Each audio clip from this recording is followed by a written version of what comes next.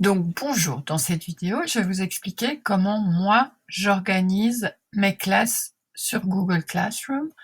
Donc vous voyez ici, ce sont toutes les classes que j'ai pour le moment, mais à l'intérieur de ces classes, j'ai vraiment cherché parce que je trouvais ça un peu brouillon, donc j'ai trouvé une manière de m'organiser qui me convient bien et qui convient bien à mes élèves.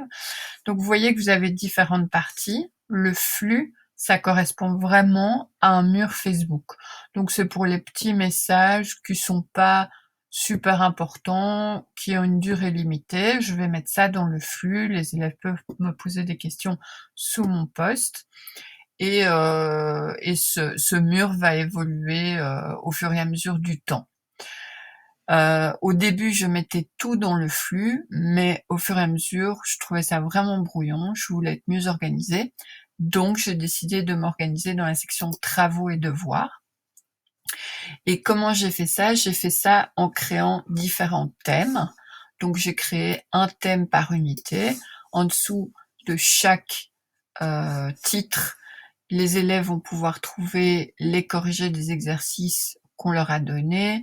S'il faut regarder une vidéo, ils ont la vidéo. S'il y a un lien, enfin, tout ce dont ils ont besoin pour travailler sur cette unité va se trouver à cet endroit-là. Donc, vous voyez, ça sont toutes mes sections. Et comment on fait pour créer un thème? C'est très simple, c'est Google, on cherche le plus, on appuie sur thème, on donne un titre, et voilà, le thème est créé. Maintenant, j'ai plus qu'à créer du contenu. Donc, par exemple, je vais leur donner accès à une photo à corriger. Donc, je vais mettre corriger Unit 6. Je vais ajouter, lui dire d'aller dans mes fichiers. Et voilà. Je vais mettre ça, on va dire que c'est le corrigé.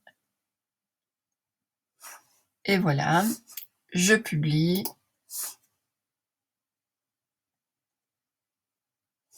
Et il va se trouver ici en haut de ma page. Je vais cliquer, le prendre et le déposer à l'endroit où je veux. Et c'est comme ça que je vais... Donc ils vont cliquer dessus et ils vont avoir accès à mon corrigé. Donc vous voyez, c'est très simple de créer des thèmes et de créer du contenu pour mettre dans les thèmes. Ce qui est aussi très intéressant, c'est la création de devoirs.